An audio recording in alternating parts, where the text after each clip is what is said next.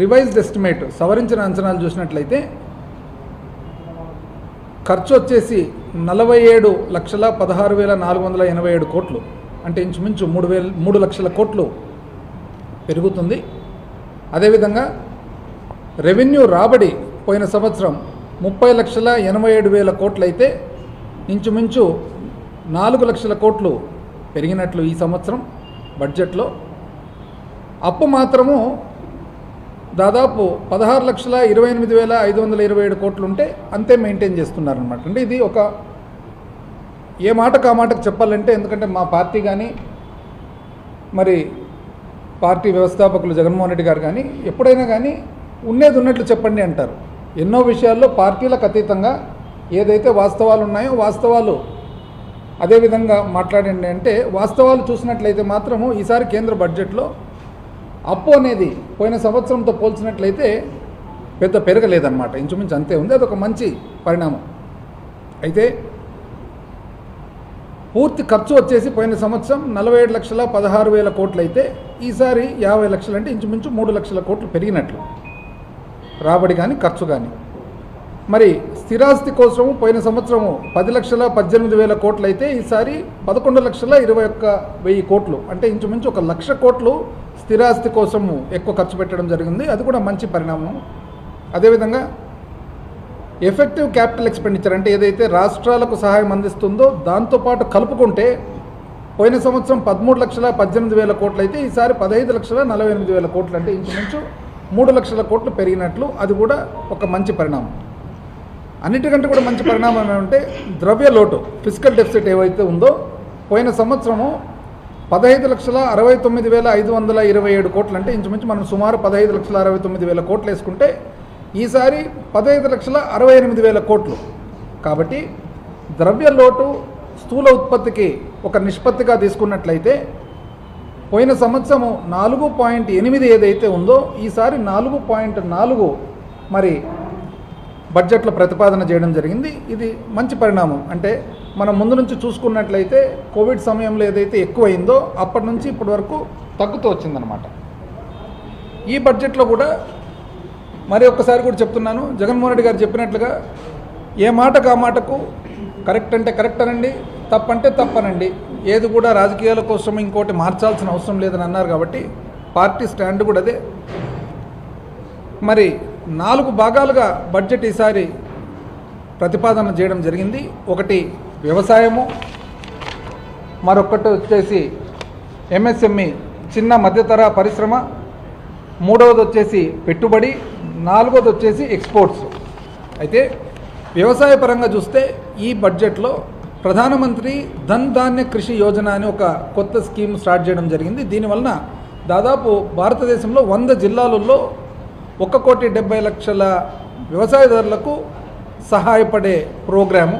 అదేవిధంగా ఏదైతే మనకు క్రెడిట్ ఉందో, మనకు అప్పు చేసే బ్యాంకుల ద్వారా ఉందో ఆ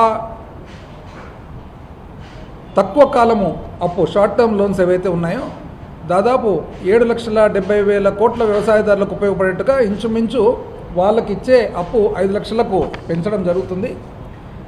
ఎంఎస్ఎంఈలకు చూసినట్లయితే క్రెడిట్ కార్డ్స్ చిన్న పరిశ్రమలు పెట్టిన వాళ్లకు దాదాపు క్రెడిట్ కార్డ్స్ ఏవైతే ఇస్తారో సేమ్ ఇంతకుముందు వ్యవసాయదారులకు చెప్పినట్లుగా చిన్న పరిశ్రమలకు 5 లక్షల నుంచి 10 లక్షల వరకు పరిమితి పెంచడం జరిగింది.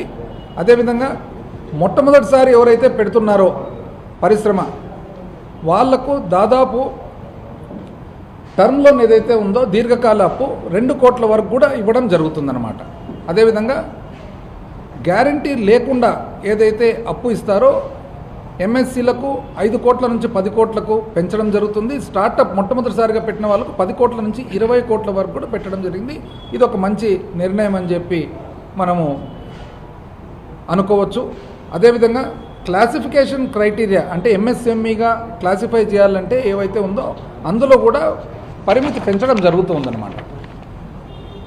అదేవిధంగా పెట్టుబడి ఏదైతే ఉందో పెట్టుబడి రకరకాలుగా ఈ బడ్జెట్లో ప్రవేశపెట్టడం జరిగింది. ప్రజల మీద, మనుషుల మీద పెట్టుబడి ఏదైతే ఉందో అందులో భాగంగా భారతీయ భాషా పుస్తక్ స్కీమ్ ఏదైతే మనకు వివిధ భాషలు ఉన్నాయో భారతదేశంలో ఆ భాషలన్నిటికి కూడా వాళ్లకు ఇంగ్లీష్లో ఉండేది వాళ్ళ సొంత భాషలో అర్థం చేసుకునే దానికి అనుకూలంగా ఉండేట్టుగా వివిధ సొంత భాషల్లో రీజనల్ లాంగ్వేజెస్ ఏవైతే ఉన్నాయో దానికి ఒక స్కీమ్ పెట్టడం జరుగుతుంది. అదేవిధంగా నైపుణ్యము మరి స్కిల్లింగ్ కోసం ఏదైతే ఉందో ఇంపార్ట్ చేసేదానికి మరి 5 గొప్ప నేషనల్ సెంటర్స్ ఫారెన్ కొలాబరేషన్తో పెట్టాలని కూడా ఆలోచనకు వచ్చినట్లు తెలియపరుస్తూ ఉన్నారు. అది కూడా ఒక మంచి నిర్ణయం అని చెప్పి తెలియజేస్తూ ఉన్నాం. బ్రాడ్బ్యాండ్ కనెక్టివిటీ ప్రతి సెకండరీ స్కూల్స్ ప్రైమరీ స్కూల్స్కు బ్రాడ్బ్యాండ్ కనెక్టివిటీ ద్వారా స్టూడెంట్స్ అందరూ కూడా చక్కటి ఇంటర్నెట్ ద్వారా చదువుకోవాలని చెప్పేసి ఒక నిర్ణయం, ఇది ఒక గొప్ప నిర్ణయంగా భావిస్తున్నారు. ఆంధ్ర రాష్ట్ర ప్రజలందరికీ కూడా ఒకసారి తెలియజేస్తూ ఉన్నాం. గత 5 సంవత్సరాలు వైఎస్ఆర్సీపీ పాలనలో ఎన్నో నిర్ణయాలు తీసుకోవడం జరిగింది, మంచి మంచి నిర్ణయాలు. అది విద్య అయితేనేమి, వైద్యం అయితేనేమి, మరి ఇరిగేషను అయితేనేమి, ఇన్ఫ్రాస్ట్రక్చర్ అయితేనేమి. అయితే దురదృష్టవశాత్తు గత 5 సంవత్సరాలుగా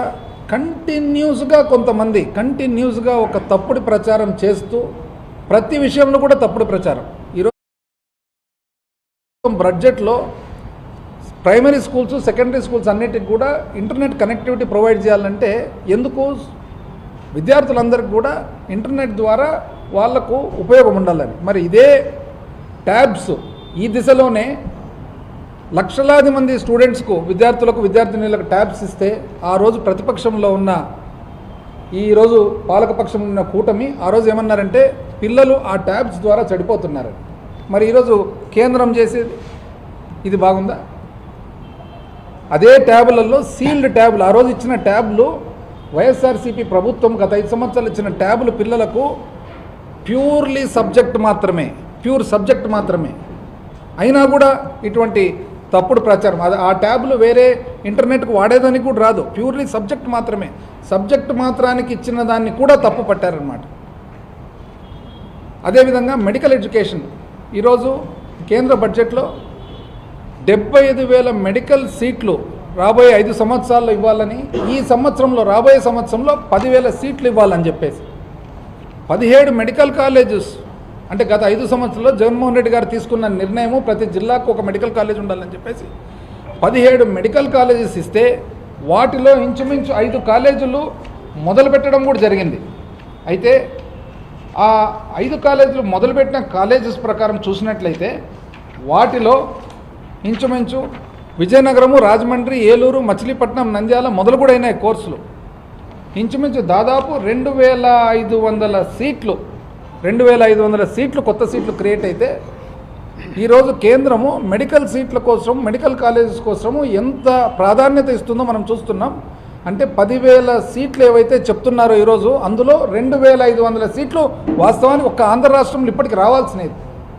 17 మెడికల్ కాలేజీలో 5 కాలేజీలు పక్కన పెట్టి 12 కాలేజీలు ఇంచుమించు కట్టేది ఆపాలనే ఉద్దేశంతో సేఫ్ క్లోజర్కు అంటే కాంట్రాక్టర్లను పిలిచి ఇంతటితో మీరు ఆపేసేయండి, ఎందుకు ప్రైవేటీకరణ దశలో చేయాలనే ఉద్దేశం ఉన్నట్లు ఈరోజు మనకు కనపడతా ఉంది.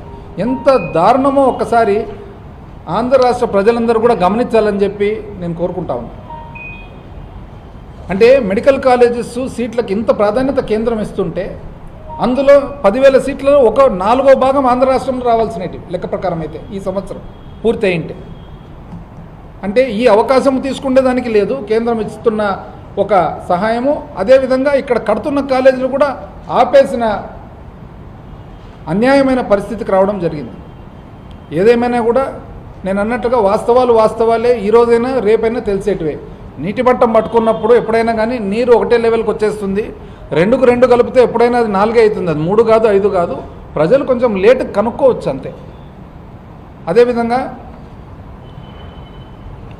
ఇన్ఫ్రాస్ట్రక్చర్ కోసం ఏదైతే శాశ్వతమైన అభివృద్ధి కార్యక్రమాలు చేయాలనో సాకి అని అంటారనమాట, special assistance to states for capital investment అని. అందులో 1,50,000 కోట్లు కేంద్రము ఈ సంవత్సరం కూడా ఇవ్వడం జరిగింది, అది కూడా మంచిది.